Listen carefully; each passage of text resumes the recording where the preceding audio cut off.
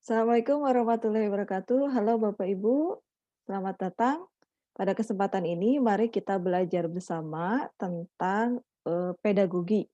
Jadi mari kita belajar untuk persiapan UP ya, uji pengetahuan. Kita fokus di pedagogi. Kita lihat yang pertama, ini ada soal. Pada rancangan pembelajaran terdapat contoh kompetensi dasar, yaitu mengidentifikasi jenis, sifat, dan fungsi bahan alam dari tanaman untuk produk karya seni rupa dan kriya. Maka rumusan indikator yang bisa dikembangkan guru pada tingkatan kognitif mencipta atau C6 yang tepat adalah A. Mengelompokkan bahan alam dari tanaman pandan untuk produk karya seni rupa. B. Menyebutkan fungsi tanaman pandan dan untuk produk karya seni rupa. C. Menjelaskan sifat tanaman pandan untuk produk karya seni rupa. D. Membedakan sifat tanaman pandan dengan tanaman suji untuk produk karya seni rupa. E. Membuat produk karya seni rupa dari tanaman pandan. Nah, kita lihat bahas satu persatu Bapak Ibu. Ini yang ditanyakan adalah level kognitif. Masih ingat ya, level kognitif itu menurut Bloom itu ada dua kategori besarnya. Yang pertama adalah Cognitive Process Dimension, itu yang C1 sampai C6. Kemudian yang kedua adalah Knowledge Dimension, yang faktual, konseptual, prosedural, dan metakognitif. Nah, kita bahas satu persatu ya Bapak Ibu, kita lihat. Nah, ini. Masih ingat ya C1 sampai C6? C1 adalah mengingat, C2 memahami, C3 menerapkan, C4 menganalisis, C5 mengevaluasi, C6 mencipta. Nah, ini adalah dari tingkatan kognitif ini akan ada kata kerja operasionalnya yang biasa kita gunakan di RPP. C1 atau mengingat itu adalah KKO-nya atau kata kerja operasionalnya adalah menyebutkan, menghafalkan, mengetahui, menuliskan, memberi label.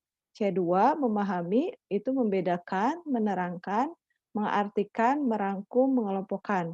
Kemudian C3 menerapkan, melaksanakan, melakukan, melatih, membiasakan, membedakan, menyelesaikan, menggunakan.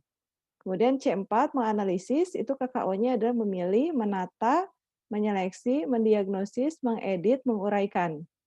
C5 mengevaluasi, KKO-nya adalah membuktikan, memisahkan, menguji, mengukur, mengkritik, memvalidasi, memonitor. C6 mencipta adalah membangun, membentuk, membuat, menampilkan, memperluas, menemukan, menyusun. Nah, setelah mencermati pembahasan ini, kita coba sekali lagi.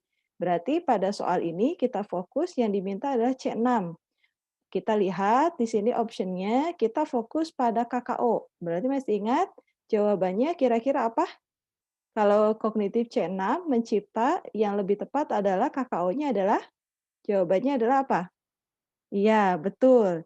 Jawabannya adalah E. Kita fokus saja kepada KKO. A. Mengelompokkan, B. Menyebutkan, C. Menjelaskan, D. Membedakan, E. Membuat. Membuat itu create tadi, mencipta. Ya, jadi jawabannya adalah E. Nah, kemudian kita lihat soal kedua. Pada sebuah rancangan pembelajaran atau RPP, tertulis contoh rumusan indikator kompetensi, yaitu menjelaskan kondisi operasi sistem dan komponen perangkat keras. Jika seorang pendidik akan menyusun menjadi tujuan pembelajaran, maka rumusan yang tepat adalah, nah ini panjang ya, pilihan jawabannya, tetapi kita fokus saja kepada tujuan pembelajaran. Kita bahas. Kalau tujuan pembelajaran masih ingat ya Bapak Ibu ya, kalau untuk menuliskan tujuan pembelajaran itu harus ada komponen A, B, C, D. Apa singkatan A, B, C, D? Ini bahasa Inggris ya A, B, C, D-nya. A, audience, itu biasanya adalah peserta didik atau siswa. Jadi ada kata-kata siswa atau peserta didik. Peserta didik yang akan belajar. B, behavior adalah perilaku yang spesifik yang akan dimunculkan oleh peserta didik setelah selesai memperoleh pengalaman belajar dalam belajar tersebut. Biasanya behavior itu, simpelnya, sederhananya itu adalah KKO, Bapak Ibu, KKO, ya yang tadi kita sudah bahas. Kalau C, condition adalah kondisi yang berarti batasan yang dikenakan kepada peserta didik atau alat atau peralatan yang digunakan peserta didik pada saat dilakukan penilaian. Jadi simpelnya itu, sederhananya condition itu biasanya metode mengajar. Nah, kalau degree adalah tingkat keberhasilan peserta didik dalam mencapai perilaku. Jadi ada berapa atau dengan apa gitu ya kita lihat. Berarti kalau kita satu persatu kita telaah, berarti jawabannya yang mana? Yang kira-kira ada komponen A, B, C, D atau A, B, C, D audience, behavior, kemudian condition dan degree. Kita lihat satu persatu ya. Jawabannya apa? A, B, C, D, atau E? Kira-kira yang mana jawabannya? Ya, betul. Jawabannya adalah B. Kita lihat yang lebih tepat atau yang paling tepat di antara 5 pilihan ini adalah B. Kita lihat setelah melaksanakan proses pembelajaran dan menggali informasi melalui diskusi. Diskusi berarti condition. Ya, nanti condition itu C itu mengarahnya ke metode. Siswa berarti audience. Dapat menjelaskan berarti menjelaskan itu KKO. Hubungannya itu adalah B, behavior. Kemudian degree, nah di sini ada secara benar. Atau mungkin nanti Bapak Ibu menemukan misalkan menjelaskan 4 kondisi operasi sistem dan komponen perangkat keras. Jadi degree-nya dimunculkan dengan number, bisa biasanya ya. Tapi kalau misalkan di antara pilihan ini tidak ada ya yang menyebutkan number, berarti yang lebih mendekati benar ini ada degree-nya dengan benar, ya. Kemudian kita lihat soal yang ketiga. Pada saat menyusun perencanaan pembelajaran pokok materi tentang unggas, seorang guru merumuskan tujuan pembelajaran agar siswa dapat mendefinisikan hewan unggas, mengelompokkan dan membedakan jenis-jenis unggas. Adapun pilihan strategi pembelajaran untuk menjelaskan materi kepada siswa tersebut yaitu strategi pembelajaran deduktif. Deduktif itu berarti ide umum di awal. Kalau ide umum di akhir itu induktif. Mendasarkan tujuan dan strategi pembelajaran tersebut mencerminkan ragam pengetahuan yang jenisnya, fakta, prosedur, keterampilan, konsep, prinsip. Kita bahas satu persatu ya Bapak Ibu. Nah, kita lihat fakta. Fakta itu adalah apabila siswa diminta untuk menyebutkan nama, kapan, di mana suatu peristiwa terjadi. Kalau konsep, apabila siswa diminta untuk mengemukakan definisi, membedakan dua hal, mengklasifikasikan. Kalau prosedur, apabila siswa diminta untuk menjelaskan langkah-langkah pemecahan suatu persoalan menurut prosedur tertentu. Prinsip, apabila siswa diminta untuk menjelaskan hubungan antar berbagai konsep sebab akibat. Nah, ini ada keterampilan ya. Dalam KD itu kan ada tiga ya, ada tiga ranah, ada keterampilan, ada afektif, kemudian ada pengetahuan. Kalau yang ini tadi pengetahuan ya, pengetahuan fakta, konsep, prinsip gitu ya. Kemudian prosedur ini hubungannya dengan keterampilan motorik dan juga. Nah, kita lihat keterampilan. Keterampilan itu adalah apabila siswa diminta untuk membuat sesuatu. Afektif adalah apabila siswa diminta memilih dan melakukan sikap tertentu terhadap suatu kejadian.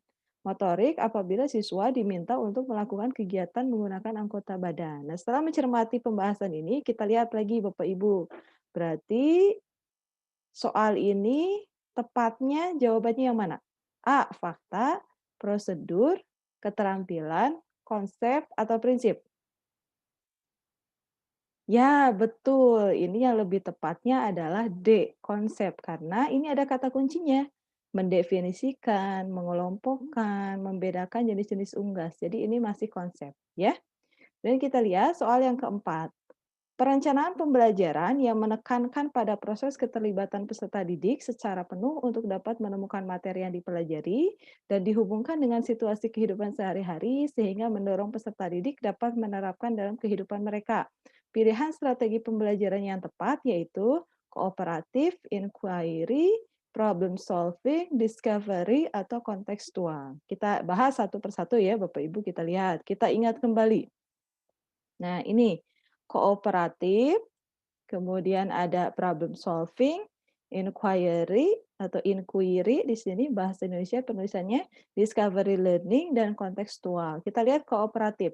Kooperatif adalah suatu strategi pembelajaran yang terstruktur secara sistematis di mana siswa-siswa bekerja sama dalam kelompok-kelompok kecil dengan anggota antara 4 sampai 5 orang secara heterogen untuk mencapai tujuan-tujuan bersama. Kalau problem solving, problem masalah ya, merupakan kerangka konseptual tentang proses pembelajaran yang menggunakan masalah-masalah real dalam kehidupan nyata atau otentik, bersifat tidak tentu, terbuka, dan mendua untuk merangsang dan menantang siswa berpikir kritis untuk memecahkannya.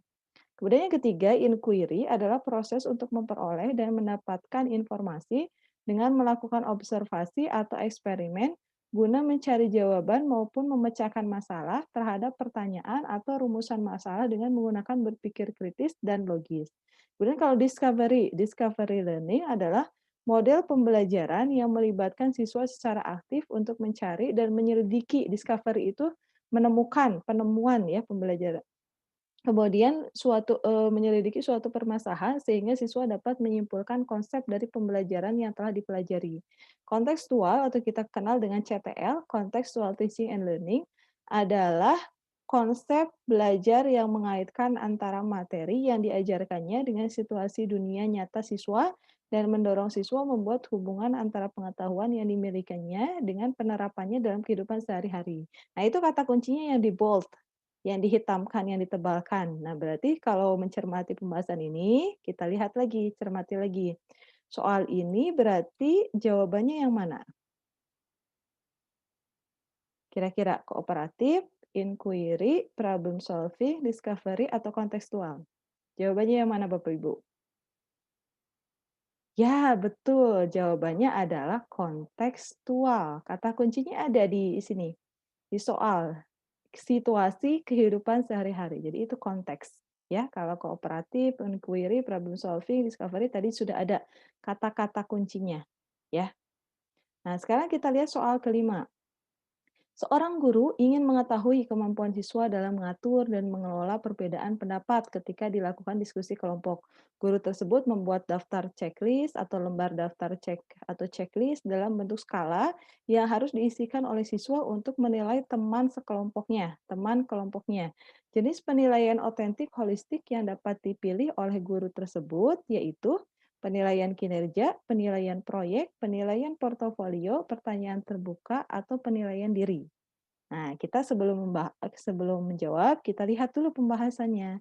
Kita ingat kembali apa itu penilaian kinerja. Nah, di sini penilaian kinerja adalah sering kita sebut sebagai penilaian unjuk kerja atau bahasa Inggrisnya adalah performance assessment. Bentuk penilaian ini digunakan untuk mengukur status kemampuan belajar peserta didik berdasarkan hasil kerja dari suatu tugas. Pada penilaian kinerja, peserta didik diminta untuk mendemonstrasikan tugas belajar tertentu dengan maksud agar peserta didik mengaplikasikan pengetahuan dan keterampilan yang dimilikinya.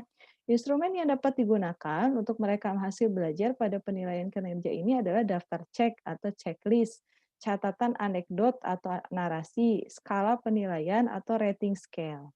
Nah, kita lihat kemudian penilaian proyek.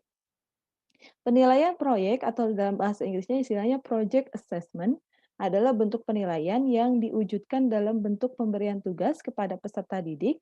Secara berkelompok, penilaian ini difokuskan pada penilaian terhadap tugas belajar yang harus diselesaikan oleh peserta didik dalam periode atau waktu tertentu. Penilaian proyek dapat juga dikatakan sebagai penilaian berbentuk penugasan yang bertujuan untuk mengukur kemampuan peserta didik menghasilkan karya tertentu yang dilakukan secara berkelompok.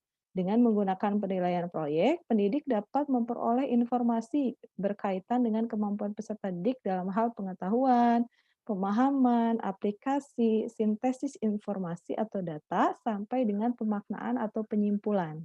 Kita lihat lagi yang lain. Nah, ini ada penilaian portofolio. Nah, penilaian portofolio itu apa, Bapak Ibu? Nah, penilaian portofolio itu merupakan salah satu penilaian otentik yang dikenakan pada sekumpulan karya peserta didik yang diambil selama proses pembelajaran dalam kurun waktu tertentu. Sama ya dengan UKIN yang tahun 2020 itu ada UKIN portofolio. Jadi karya yang diambil selama kurun waktu tertentu. Nah, karya-karya ini berkaitan dengan mata pelajaran dan disusun secara sistematis dan terorganisir. Proses penilaian portofolio dilakukan secara bersama antara peserta didik dan guru. Hal ini dimaksudkan untuk menentukan fakta-fakta peserta didik dan proses bagaimana fakta-fakta tersebut diperoleh sebagai Salah satu bukti bahwa peserta didik telah memiliki kompetensi dasar dan indikator hasil belajar sesuai dengan yang telah ditetapkan. Untuk melakukan penilaian portofolio secara tepat, perlu memperhatikan hal-hal seperti berikut, yaitu kesesuaian, saling percaya antara pendidik dan peserta didik, kerahasiaan bersama antara pendidik dan peserta didik, kepuasan milik bersama antara pendidik guru dan peserta didik, kemudian penilaian proses dan hasil. Kemudian jenis yang lain adalah jurnal atau kita kenal dengan jurnal belajar.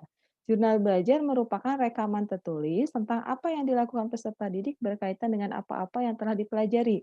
Jurnal belajar ini dapat digunakan untuk merekam atau meringkas aspek-aspek yang berhubungan dengan topik-topik kunci yang dipelajari. Misalnya perasaan siswa terhadap suatu pelajaran, kesulitan yang dialami, atau keberhasilan dalam memecahkan masalah atau topik tertentu atau berbagai macam catatan dan komentar yang dibuat siswa. Jurnal merupakan tulisan yang dibuat peserta didik untuk menunjukkan segala sesuatu yang telah dipelajari atau diperoleh dalam proses pembelajaran. Jadi jurnal ini dapat diartikan sebagai catatan pribadi siswa tentang materi yang disampaikan oleh guru di kelas maupun kondisi proses pembelajaran di kelas. Nah, kita lihat penilaian diri atau kita kenal dengan self assessment. Ya, self assessment adalah suatu teknik penilaian di mana peserta didik diminta untuk menilai dirinya sendiri berkaitan dengan proses dan tingkat pencapaian kompetensi yang diperolehnya dalam pelajaran tertentu. Dalam proses penilaian diri, bukan berarti tugas pendidik untuk menilai dilimpahkan kepada peserta didik semata dan terbebas dari kegiatan melakukan penilaian. Dengan penilaian diri diharapkan dapat melengkapi dan menambah penilaian yang telah dilakukan pendidik.